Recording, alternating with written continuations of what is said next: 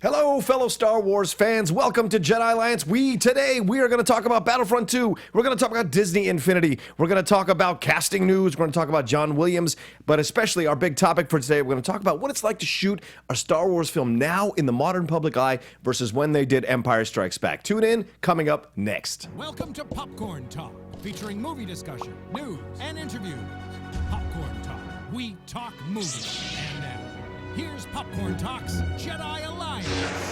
Hey gang, welcome to Jedi Alliance for this week. I am John Rocha, one of your co-hosts, joined as always by the amazing... What would you say? The amazing...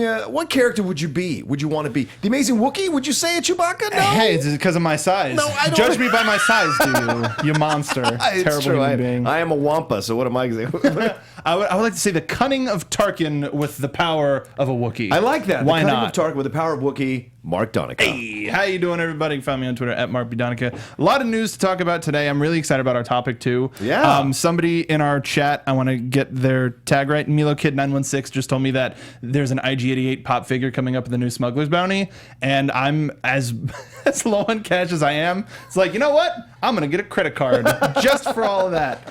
Yeah, you've been adulting. You've been adulting recently, so the Funko Pops kind of slide by the wayside a little bit. I just bought a new one, though. I bought a Doom one. I bought a Doom one. It's right there. Is it really? Yeah. That's awesome. For the Video Game Movie Anatomy tonight, and I absolutely fell in love with that game. But that's not what we're here to talk about, John. No. We're here to talk about Star Wars. Yes. It's good to see. How have you been? You have a good weekend? Yeah. Star Wars and Doom all weekend. Wow. And a little bit of sickness, but Yeah. my inability to sleep helped me just play more. So, I mean, good news, bad news sort of a thing. Right. How about yourself? It was a good weekend. It was very busy. Worked the Harry Potter on Saturday, and then a friend's yesterday's surprise birthday party took me all over Los Angeles, and I'm not joking, all over Los Angeles. So it was a little crazy. Yeah, I started out in the West LA, went to Silver Lake, down to downtown, and then all of a sudden 2 hours out of town. So it was a crazy day. And then last night, to detox, I watched A Force Awakens again, just had it on the background while I folded laundry and did whatever. So It's gotten to that point. it really is just Wow. nice to even have on as background music. Just as basically background stuff. You So I essentially love it. listen to the audiobook. Yeah, I'm basically doing the the radio plays. Goodness gracious. Anyway, I'm excited for today because a lot of stuff to talk about. Let's just get to it. You ready? Yep. Let's do it. Mark, News please. from the HoloNet. There's an opportunity I love for that. that to start. Starting off, a simple conference call gave us a confirmation that Battlefront 2 is happening. For all of you fans and not fans of the original Battlefront, Battlefront 2 is looking to explore the new realm that is the new trilogy, the new canon, new planets, new characters. What was kind of weird is in the press release, they were like, well, now that we're done with that crap, let's get to the new stuff. It was really weird. Yeah. I'm still a real big fan of Battlefront, even though I played Doom all weekend while they were having a free DLC weekend this past week where I could have played as my boy Nien Num. Yeah. I couldn't. But there's a lot of stuff still coming out for Battlefront 1. I'm sorry. One? Oh, it's one now. Including the Bespin downloadable content. Come on! Like we can't even. It's hard to just say. I know. I really apologize, but I know. there's a lot of stuff still coming down the pipeline for that, Yeah. and I'm excited to play it. But this looks even better. What do you want to see in this? To me, I'd like to see them go past. I know they might not, but I would really love to be done with the original trilogy and move on to something else in the second version. Like we've done all these other plans. Let's go out to Mustafar. Let's go out to the prequels. Let's go out and explore. Let's reconnect. Let's start the process of reconnecting. So I'd love to see some of that and some of those gameplays because it'll make you like appreciate the prequels a little bit more. I mean, like I said, they have to start systematically bringing them back in. So for me, I'd be super excited to see something more of that. Or I don't know. Also, if I may, Sir, interject, Steve. some hangers. Hangers would be Ships nice. Would be awesome. Right? Just saying. I do miss the there are only technically 6 ships that you can pilot in the first Battlefront release, and Team Y-wing has been a thing. Yes, totally Team Y-wing. I love the B-wing, and we talk about that ad B-wing is the nauseum. best. The TIE Custom, TIE Bomber, all of the ships that we don't get are all of the ones that I want. Yeah. I would like to go so far as to do expanded. Right. Let's go to some of the planets that we saw in Bloodline. Let's go to some of the planets that we saw in Lost. Well, I mean, some of let's go to some of the people that we saw in Lost Stars. In Lost Stars, yeah. And some connective tissue. And also, just to sort of wrap this up, they also announced that they want to put out a Star Wars game once a year, not a Battlefront game. Right. Last week we talked about Respawn is making a game that looks like it's going to be their 2016. Well, no, because we don't even know what their 2016 release is going to be. Right. They're probably going to finish up Battlefront, re-release Battlefront with quote unquote everything. Right. And then 2017 is going to be Battlefront. 2018 might be the Respawn game, and then just like with the films, we're going to get a new Star Wars game every year. Yeah. Well, I think with Battlefront 2, I think they're going to listen to what the fans were complaining about. So, and they've already tried to address that in the subsequent DLC releases and subsequent new content releases. So I think they're really going to focus on that too, and we might get some gameplay that's a little bit different, and we might even get hangers. So I think they've listened to what the people have to say, because this is really quickly to come up with a second game. I mean, Battlefront just came out last year. Yeah. So to already have something in the pipeline for next year, or was it 2018? 2017. Yeah, next year. So to me, that's really quick for a turnaround on a game. Once you have an engine, and once you have a graphics engine, a physics engine, and everything worked pretty well. I've really only experienced one glitch, but it was really funny, where a stormtrooper was blown up in midair. And just stuck in midair. But that was really, and there's a little bit more issues on PC, but they have most of their stuff done. It's now scanning and creating the new assets over a skeleton that already works. Yeah. So I would say, and not to say that that's not a lot of work. It is. Some folks in chat, Tom Lister, Slim 413, 413, says both want the Ghost. And I would like a slimmer version of the Millennium Falcon. I would love to see the Ghost show up in Episode 8. That would be great. Not even Rogue One, but Episode 8. Okay. It becomes another legacy ship that you see in the background. Okay. I like the way you think it, Donica. Yeah, and I like the way our chat thinks, as always. A real big surprise. A lot of folks, I mean, I found out the instant it happened. But as you can see from the table, and if you're a regular listener / viewer of the show, I'm a big Disney Infinity fan. And ever since it was just Disney, then they added Marvel, and then Star Wars. They finally got to Star Wars. Yeah. I figured they reached a part with the engine where, okay, now we just need to support this with figures. The problem is, that's a lot of money. It's a lot of production, and not a lot of people are selling. You go to the stores, you see them just filled to the brim. And I used to work in retail. We had boxes and boxes of stuff in the back, and I would buy them day one, and I still did. There's really only one figure right now that I'm missing. But everything else I bought day one. Unfortunately, due to the high cost, low demand of Disney Infinity, the entire Disney Interactive brand shut its doors. Yeah. So they're no longer developing in-house with the success.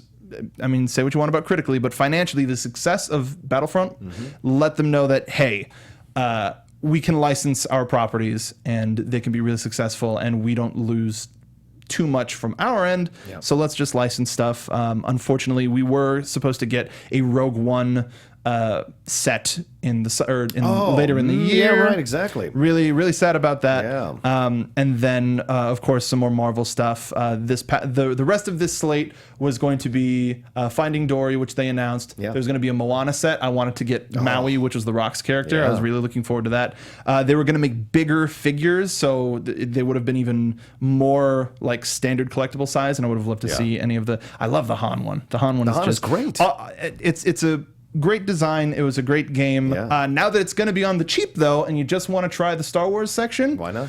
Try the Star Wars section. The prices are going to be going down. The studio shutters in June, unfortunately. But the one positive thing that I did see is upon the announcement, multiple game companies came out and said, hey, if you're with Disney Interactive and you're losing your job, we're hiring. Yeah. Come apply. Yeah, Disney did a really nice job of helping them do that, too, helping their employees go, and which a lot of companies don't do. A lot of companies shut stuff down, and then it's like you're on your own, or they give you a severance and you roll on. But Disney, to their credit, really stepped up, and from what we read in the article, they're helping people find the next job, and so that's a good thing. And I'm with you. When I come upon Disney Infinity stuff like a year or two ago, I was like, what what is this? Is this even like you can't? They're figures, but can you? And so a friend of mine plays it all the time. My friend Michael Vogel, who produces the My Little Pony movie, he was talking about it, and he just showed me all the stuff that he does, and I'm like, oh, this is great. When they moved on to Star Wars, I thought it was going to explode. So it's really sad that it didn't quite get there, and because there are characters that are missing.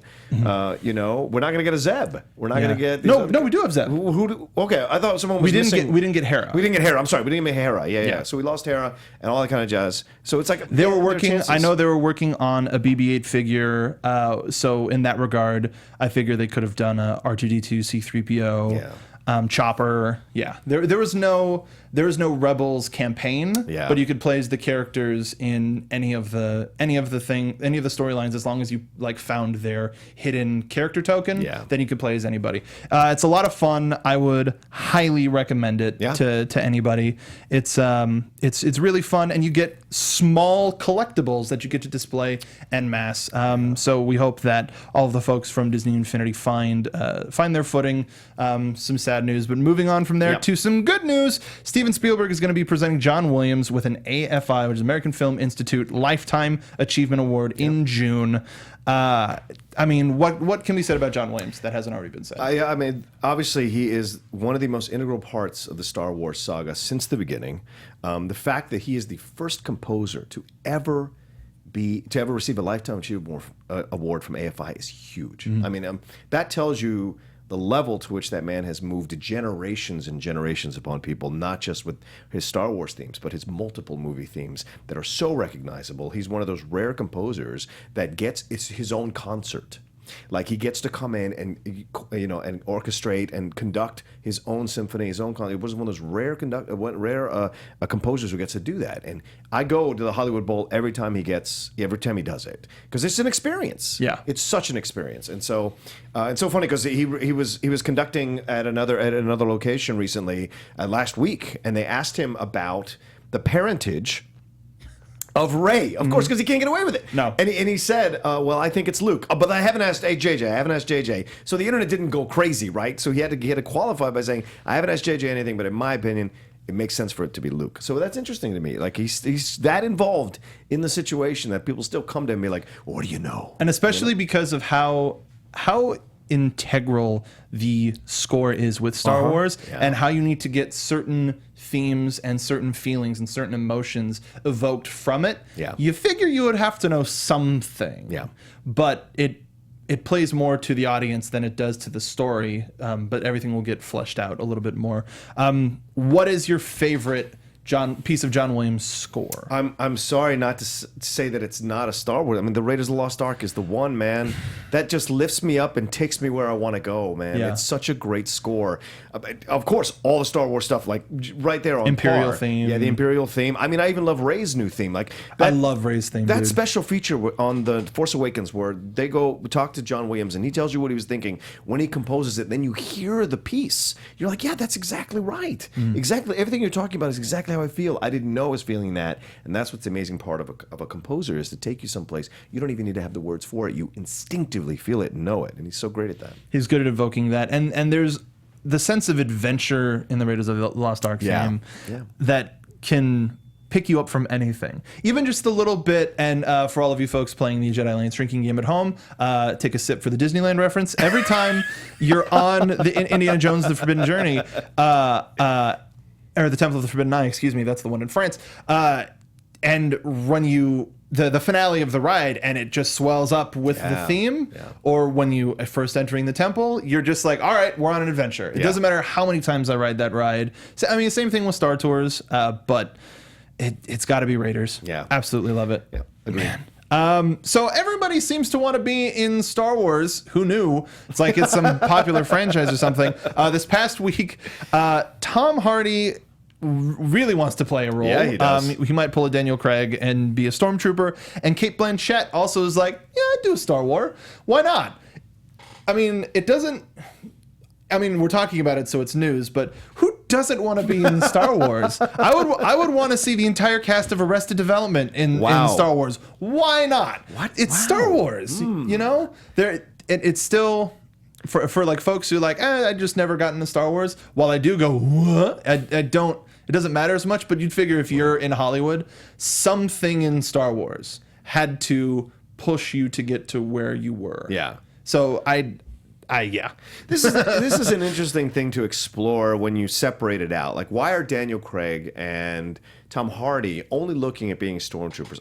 Are they too big for the property? That's what I mean. Is the stardom too big? But Charlize is not too big because she's still kind of... Charlize? I'm sorry. Kate Blanchett. Kate Blanchett is not too big. I was thinking Mad Max because of Tom Hardy. Yeah, of course. Yeah. But like Kate Blanchett is not too big to be part of it because, obviously we love her as Galadriel in the Lord of the Rings movies. So to see her step in, she's actually perfect to be either evil, which I would not want to see her again because I wasn't the biggest fan of what she did in Crystal Skull, but I would love to see her more in kind of the Mon Mothma type of thing going on. Than being or Galadriel role. Oh, sure. That Play a kind little of bit vibe. of both sides. Yeah, absolutely. She's so great. Start on the Lord of the Rings movies. Yeah, but it's interesting. But it's interesting because Tom Hardy's like, oh, okay, maybe there's no part for them, so they just want to be part of it because they enjoy doing it. You know what I'm saying? So it's so much fun. The same thing would have been, oh, that's Tom Hardy instead of exactly, and oh, that's Daniel Craig. Right. So that's when I hear The Rock wants to be part of Star Wars. Dwayne Johnson, I love him to death, biggest fan. But he's The Rock. At The Rocha says is my Twitter handle. An homage to him. He's too big to be in the movie. Like, and I don't mean physically. I mean that he just. I'd say a little bit column A, column B. Take away. Yeah, okay, fine. Yes, it would take away from the movie a little bit. You'd be like, oh, there's The Rock. Make him a monster bounty hunter. Make him like a Bosk or something where he's under a mask. Look how deep they had to put Simon Pegg so you wouldn't pick him out. They put that boy deep. Yeah. That's what I'm saying. Put that boy I'm sorry. deep. I gotta remember that. We can say that, can't we? And that's something you should put on your dating applications. Hello. Wait, what? What? I wasn't specific. Donica. I wasn't specific. Christian Mingle. So with that's a joke. I'm kidding. Much respect to anybody who's on ChristianMingle.com. What are you doing? You're melting down right now? I know. I'm putting myself in a hole. Yes, you are. Let's climb back So up. let's talk about Elstree 1976. It is a documentary that interviews and talks to some of the lesser-known actors that worked on A New Hope and Empire Strikes Back. It from the trailer, it's touring around right now, so it's not in wide release. I totally missed it while it was here. Yeah. But you, sir, I did. You saw it. I did. Tell the folks at home what you thought about it. Yeah, I went to see it opening weekend. I was so excited when I saw the trailer. It really didn't get a lot of hype ahead of time, a lot of buzz, which was so surprising considering it is a Star Wars documentary, and it's not your typical Star Wars documentary. It's not a making of, and it doesn't. The only angle it has is that it interviews the people, some of your favorite characters, some of your people that you just noticed, passing through in the movie in New Hope and in Empire Strikes Back. They have some of the footage from back then. There's some of the photos from back then, and they take you and interview the actors now who were part of what it was, part of the time of that time when they were shooting at Elstree, A New Hope. So they talk about their mindsets walking and how they got the jobs.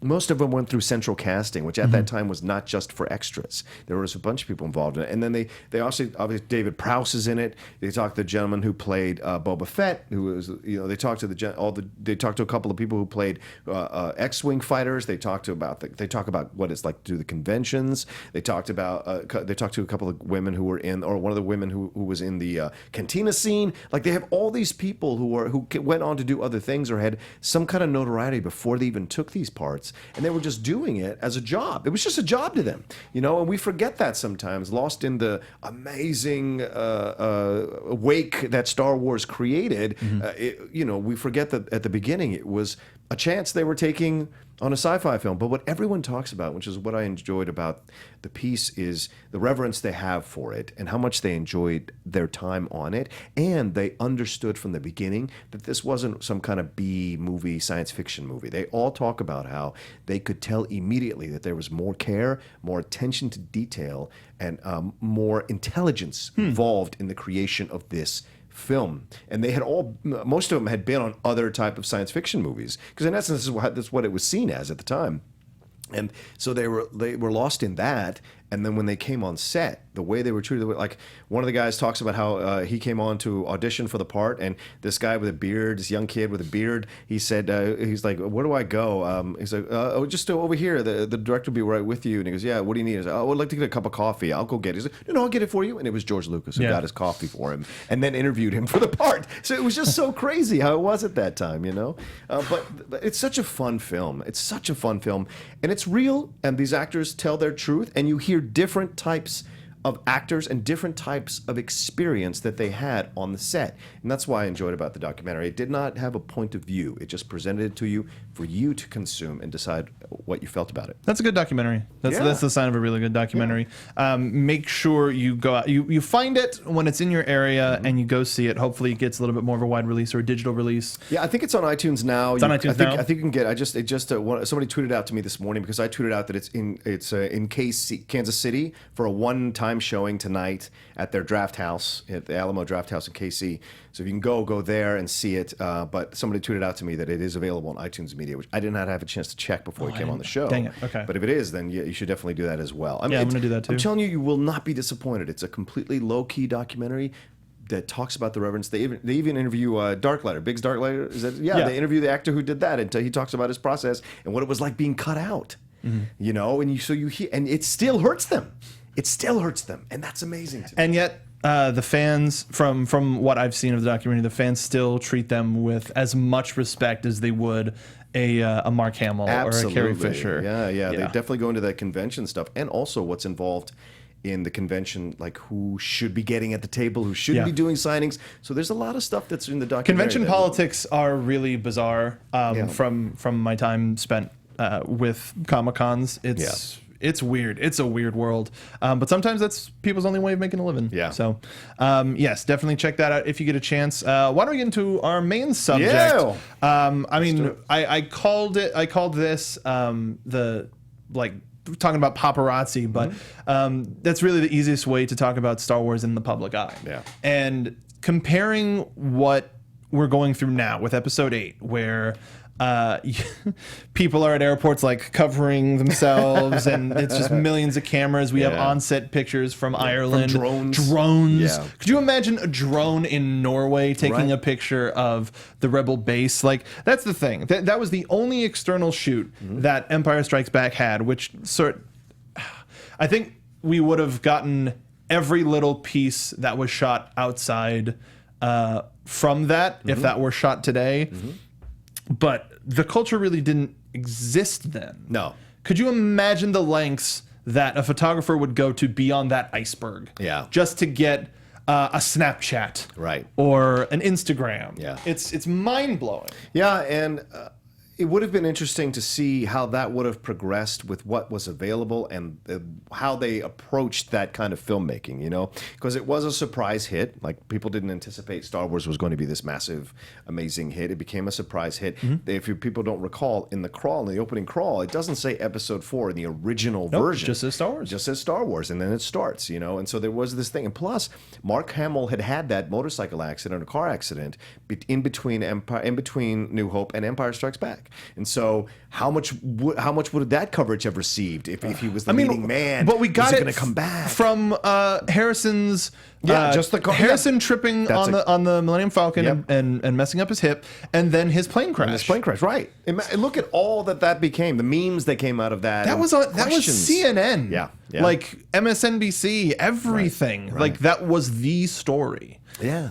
I can't imagine what would have happened. And it was a difficult production, so there would have been stories coming out, like people talking about reshoot. Like, remember what we do now? Like, people talk about reshoots, people flip out and wonder if the film... What's wrong with the movie? Yeah, what's wrong with the movie, right? Oh, difficult production. Why is that? Who's being difficult? What's going on? See, things are leaking from the set, things of that nature. I wonder how that would have affected the original trilogy, especially Empire. Yeah. Leading up to Episode 7, we got that leaked picture of Mark Hamill in full Jedi garb, and that kind of wasn't even his costume in the film. Right. So something like that on how many closed sets and how many indoor sets there were for Empire Strikes Back. Could you imagine if the word got out about not about Vader being Luke's father, because that was something that only like 4 people knew.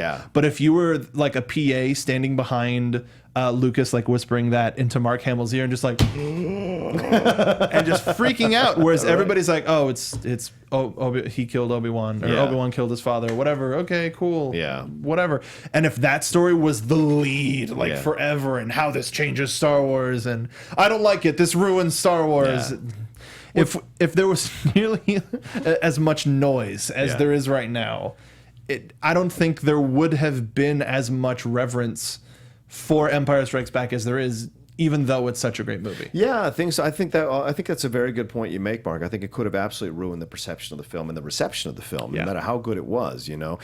We saw a sample of that a couple of weeks ago when Mark Hamill talked about in an interview that the first 15 pages that were leaked were actual 15 pages of the original first draft of the script, where his hand is floating through the air attached to the lightsaber. He said that is exactly what the first draft said. Everything that was leaked was exactly what the first draft said. Now, that tells you, even in this level of high security, high stakes, watching everything on the computer, red pages, things that do not distribute, and signing NDAs, even that was able to leak. So imagine, I think what you can go a step further. What you were saying, the Vader thing might have absolutely leaked at that time. If someone was very industrious, was on set, was willing to sell it for a certain amount of money, why not? Especially what we see nowadays, people selling out their friends, their famous friends all the time. Even so leaking production schedules. Yeah, you know, things of that nature. It's fascinating. A completely different world. Do you remember? It was a couple years ago. Sylvester Stallone, when he wrote Creed, he leaked out the front page and the final page. Right. He leaked out the end of the movie before they even started shooting. Could you imagine if somebody on the crew was just like, working on Star Wars, lol, and they had and Rey kills her mother, or something, just something where it's like, oh my god, and sets the whole world afire. I can't even. So tell us a little bit more about the production of Empire. Yeah, there was a lot of, as we were saying, there was a lot of trouble on it. There was a lot of issues with the sets. There were a lot of issues with getting people there on time. There was problems with the shooting schedule, and then there was also issues with the DGA, because Irvin Kershner, who directed it, wasn't him and Lucas. Lucas hired him to do it because he was his professor at USC, needed an outside eye. He wrote the script. Obviously, Lucas wrote the script and did all that with that. So he wanted an outside eye. Kershner came in, did it, but the DGA would not approve him as a director because he wasn't part of the union or didn't want to get it together. And they'd approved Lucas because he'd done it on Lucasfilm banner, but with Irving, it wasn't quite the same thing. So with that, Lucas paid all the fines for Kershner, and then he left the union. Now imagine the Russo brothers leaving the union. I mean, remember just a few years ago where Tarantino and Robert Rodriguez had issues because of Grindhouse. They were doing Grindhouse. The DGA had issues with it. They left the union. So there's a lot of issues that would have gone into this, I think, at that time, because the DGA was a powerful thing to be a part of, I think, at that time. Not a lot of people wanted to push against it, and so it was a very bold move by Lucas. But that just tells you, since the beginning, Lucas has had his ideas, his vision, his very stubborn ideas about what he thinks it should be. And this stubborn, is another keyword. Yes, well, I think to succeed, sometimes you have to have that. Oh, definitely. Yeah. I would definitely agree with that. And then they fined Lucas $250,000. That's huge. Right. And then the DJ tried to pull Empire Strikes Back out of the theaters. Yes, the DGA tried to pull a film out of the theaters, essentially censorship. So it's just amazing, this stuff that went through that. But I mean, just imagine the articles with all the websites nowadays, all the stuff that people like me and Mark do. We'd have been talking about this until Empire came out. Yeah. Right? I just went through this being a whole year, being on multiple Star Wars shows for Force Awakens. But then could you imagine if this was today? Yeah. Lucas going, that's fine. I'll release it myself. Yeah. I'll charge $5-10, or I'll charge the same amount that I would charge at the movie theater. People can watch it at their homes, and no harm, no foul. See how much you're gonna miss out. Yeah, the VOD. I keep saying I can't even, but it would be revolutionary to have a major studio film. I mean, it's impossible now with Disney backing Lucasfilm and all that. But if what could Episode 8 have to go through for Disney to go, you know what? We're just going to release this VOD same day as that's as a good in question. theaters. That's a good question. I wonder. It would probably have to be I don't know. A lot of leaks, maybe a lot of things of that nature, or theaters overcharging them to show the film, which I really think is a dangerous road. I don't think that's possible because then it's almost like an agent always back pockets a less famous actor or actress because they're trying to promote them, and they'll put them attached. Like you don't get Charlize Theron unless you take this person. You're really attached to Charlize today. Well, no.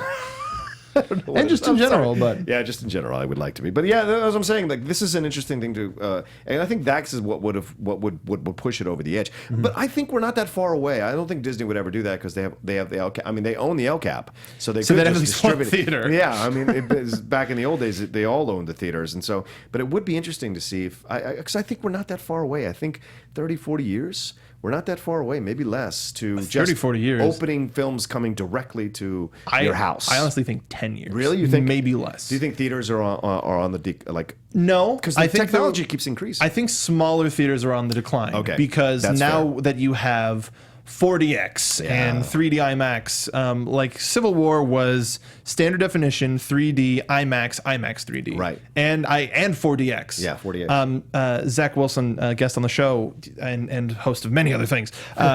He's seen Civil War 3 or 4 times now. Yeah, and the 4DX was like moving chairs and the in-theater effects. So I think the gimmicks will stay, and being able to see it on a screen like that, nobody. In the I would say none of the common people would be able to own an IMAX screen. Right. So even if you some way you bought an IMAX screen, you still have to get the file and handle a file as huge. Absolutely. I can only imagine the file size of an IMAX 3D film. It's got to be huge, terabytes, even bigger than that. I think even psychologically, I don't think we'll ever have the end of theaters because of the communal experience. The thing we enjoy about sports, it's available on TV. People still go to the stadiums. There's a communal experience that you can't replace. No matter how many people you have in your house or in your because people are going to talk through movies, you just can't replace that like you can in a theater with the experience of a theater. And when you're there and the technology hits and you're being taken on this ride, one of my favorite experiences was seeing Force Awakens at the LCAP. It just felt so amazing in that 3D. Yeah. And so it's like, to me, those things will never be replaced. I don't care what generation we're talking about. That's never going to be replaced. Seeing Force Awakens IMAX 3D with my dad. Yeah. I had never seen a Star Wars movie with my dad before. Yeah. So getting to have that, as well as a cousin of mine who was super young, his older brother and we saw Phantom Menace when he was just a little pup. Yep. So as we've been talking about for months, it's a family experience, especially with Star Wars. And with the amount of money that Disney makes at the box office flat, when we're talking Marvel, Disney, Star Wars, opening weekend of Civil War was however many hundreds of millions. What was number 2? Jungle Book. Jungle Book, right. And it's still making, it ruled the IMAX screens until Civil War came out. Right. There's going to be a time where we're going to get 1, 2, 3 is going to be Marvel, Star Wars, Disney, in whatever order. Yeah. And then before Jungle Book, it was Zootopia. Yep. And Zootopia is still in the top 10. Yeah, Zootopia's great. And it's been out for months. Yeah. So I think, I agree. There's not going to be an end of theaters in any way, shape, or form. Yeah. But digital distribution is, we're seeing it get closer and closer and closer to theater debuts. Yeah. Like it was only a couple months before.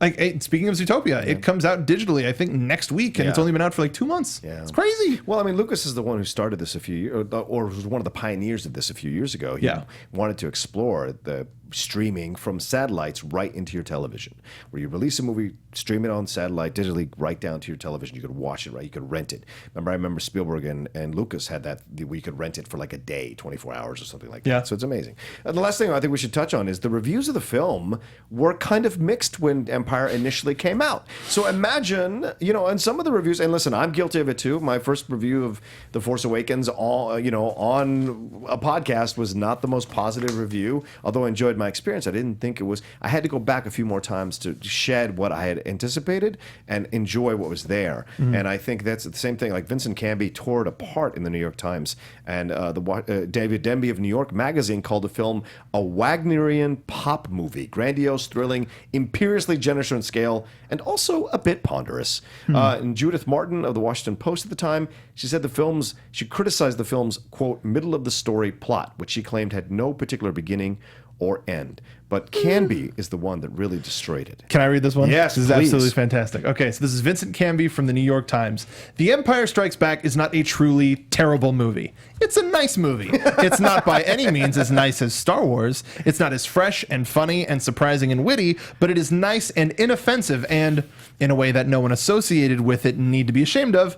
It's also silly. Attending to it is a lot like reading the middle of a comic book. It is amusing in fitful patches, but you're likely to find more beauty, suspense, discipline, craft, and art when watching a New York harbor pilot bring the Queen Elizabeth II into her Hudson River berth, which is what The Empire Strikes Back most reminds me of. It's a big, expensive, time-consuming, essentially mechanical operation. Amazing. Wow. I mean, The art of the film review. that's what it was back then.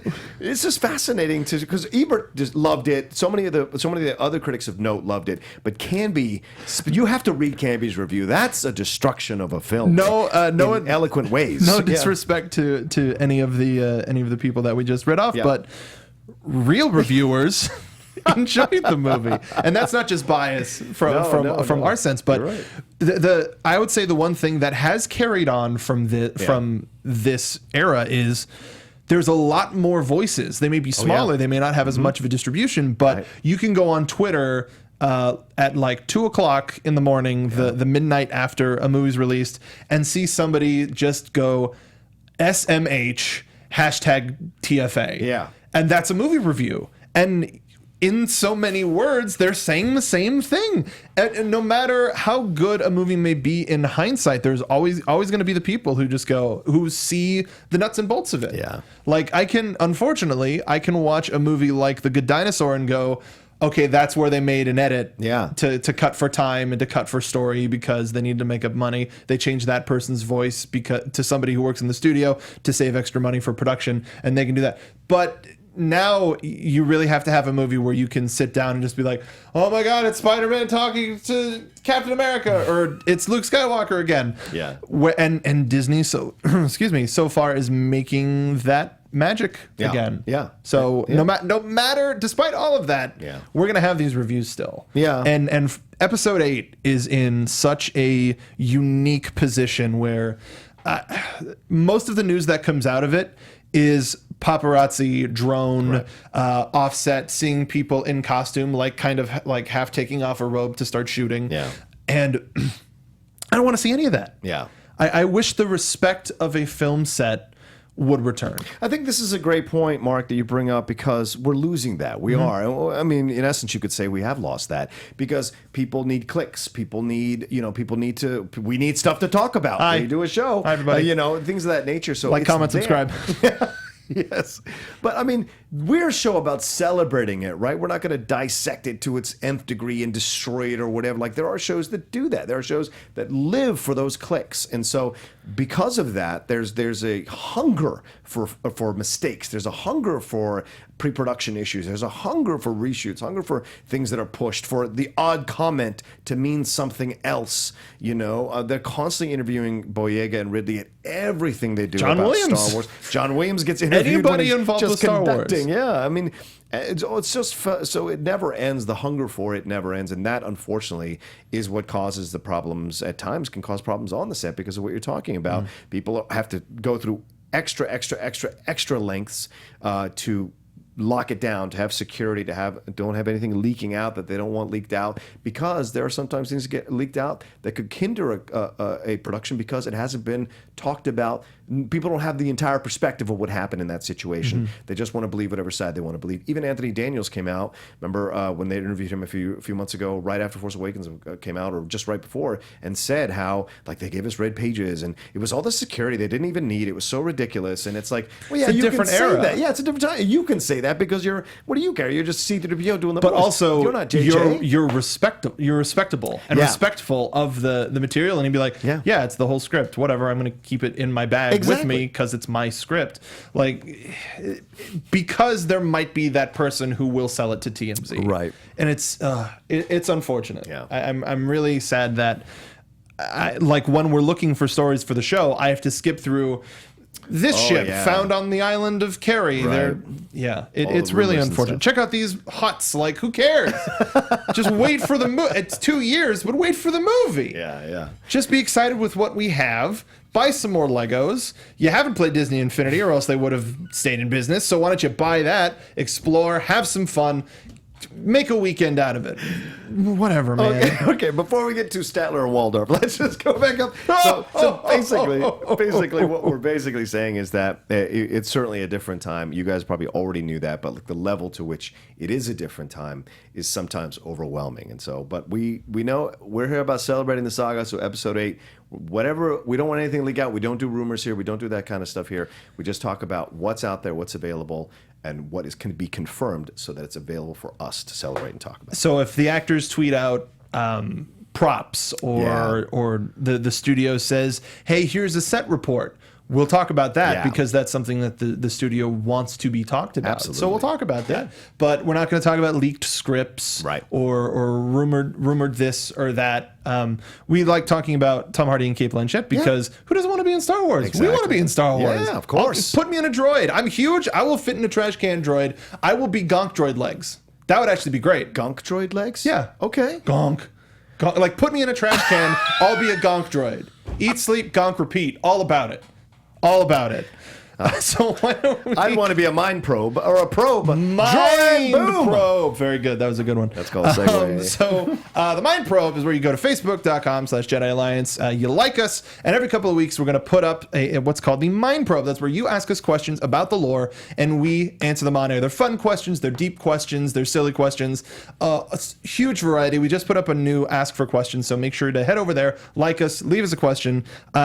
You've got one to start with, John. Yeah, let's go. It's from Martin Grinter. He asks, do you think we'll get a spinoff from the perspective of the dark side, and would you want one? I think we did, and it's called Episode 3 Revenge of the Sith.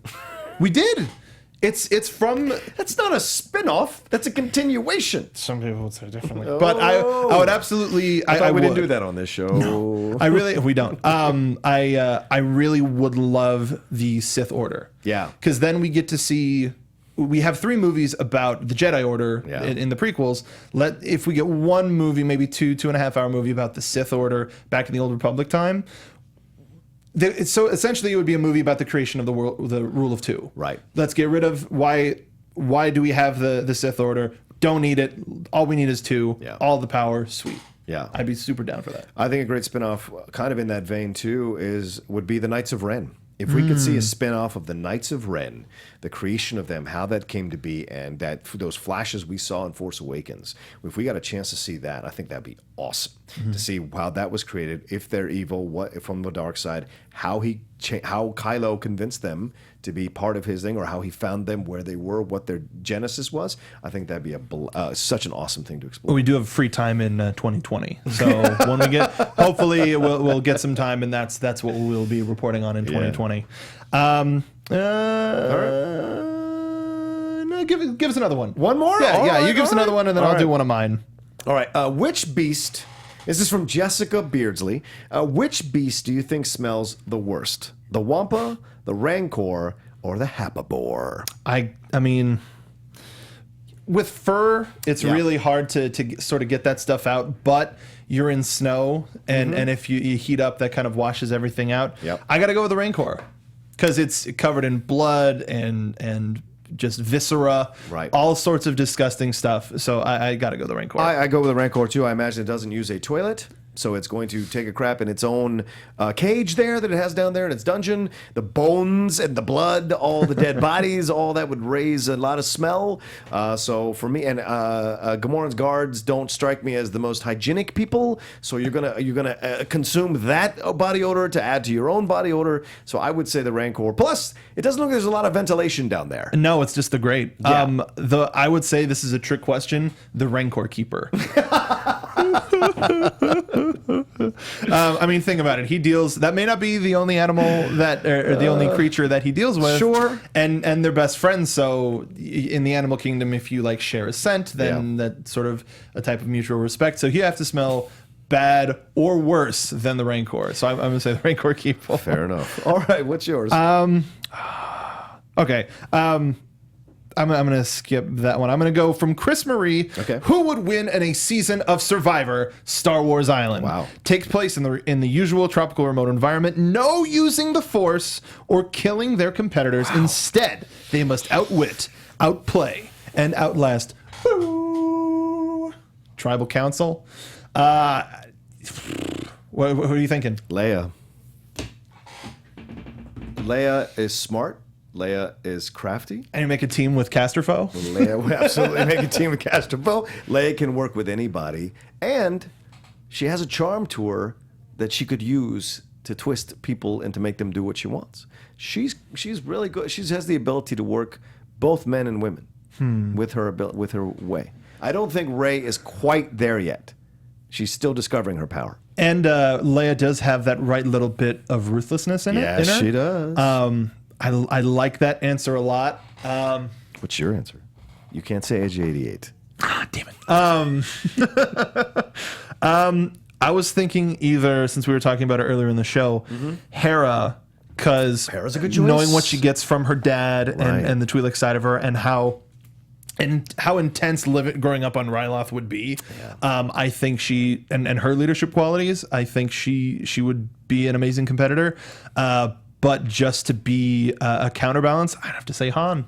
Really? I would, because he's got the charm to make really people does. go, oh, maybe we are in an alliance, and they're not. Yeah. So and at the very least, the finals would be Han and Leia against each other in the final I would agree with tribal that. council I and agree all with of that. Why don't you let us know down below in the YouTube comments or on iTunes who you would pick for the winner of Survivor Star Wars Island. You can go to our Facebook page. That is Jedi Alliance on Facebook. Like us, leave us your Mind Probe questions, and we'll talk about them here on the show. So why don't we go from here to Duel of the Fates?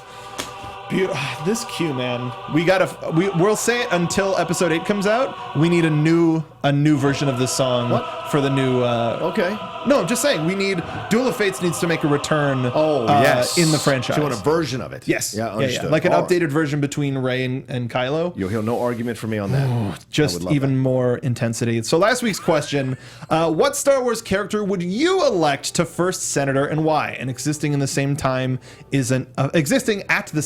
wasn't a factor. We got a lot of stuff from really everybody. did. We really liked all of the answers, but everybody's going for Mon Mothma. Yeah, Mon Mothma got the most votes. Not surprised. No, not at all. Not surprising. I mean, who was it? Stanley? Who was it? Oh, no, I mean, Andrew R. Shemansky, if I'm saying that correctly, said, I feel like Mon Mothma is the best answer here. Not a warmonger in any sense, but stands up for justice with a firm hand.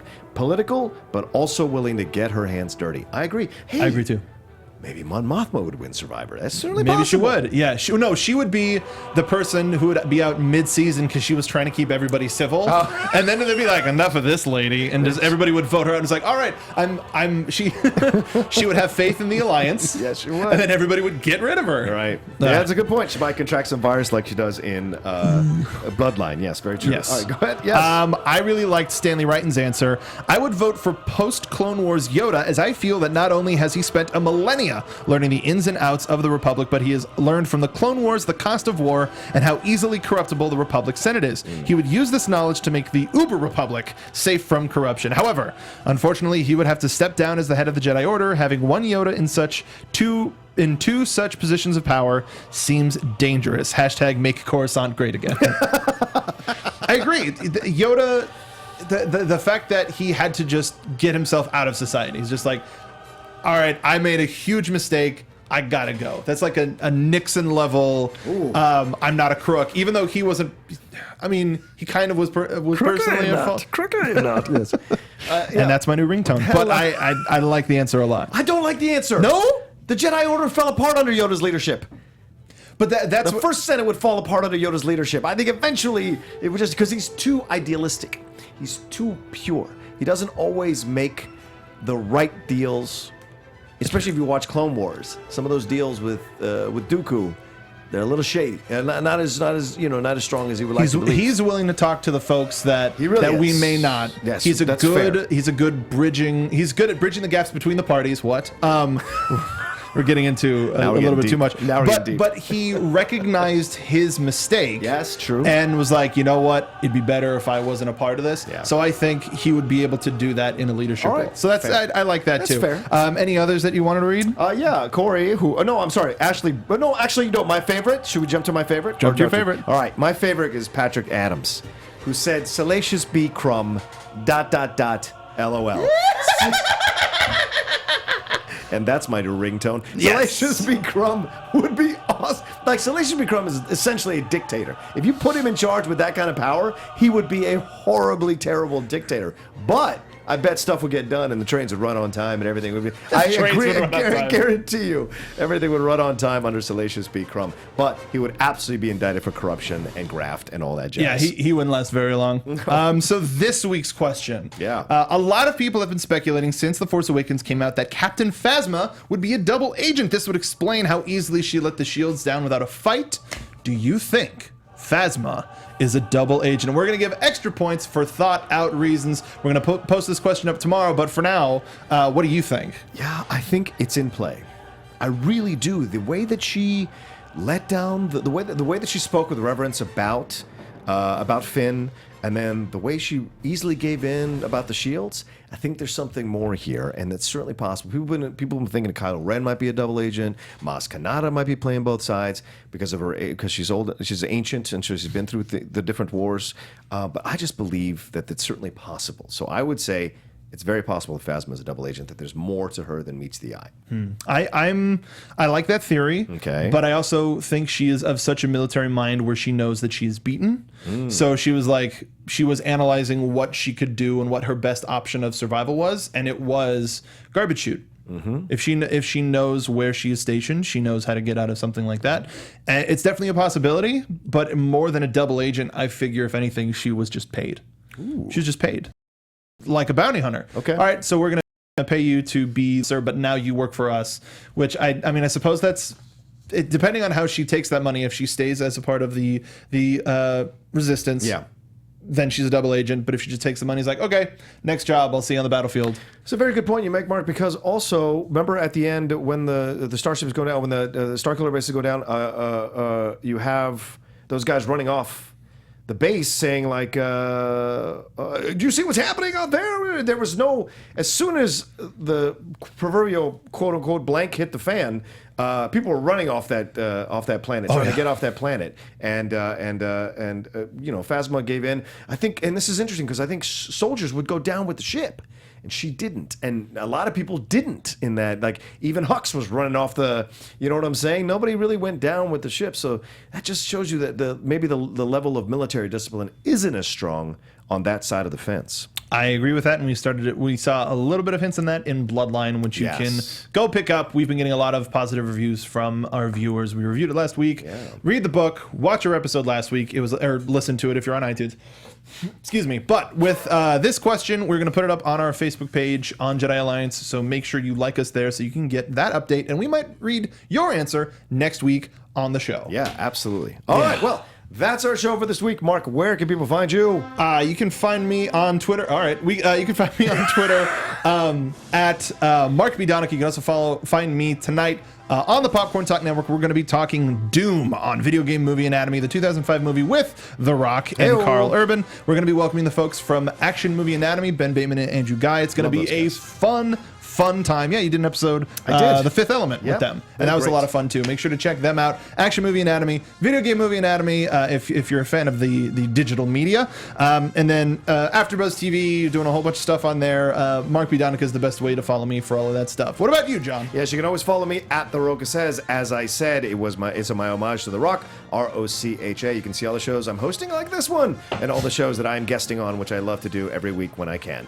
All right, thank you so much for watching or listening to Jedi Alliance. You can visit popcorntalknetwork.com to find a nice list of all the past episodes of Jedi Alliance and links to both YouTube and iTunes. Please also follow us on Twitter and Facebook at Jedi Alliance for all the us-related news. And please do that. This has been Jedi Alliance on the Popcorn Talk Network. We talk movies. Thank you for listening, because many Bothans died to bring us this information.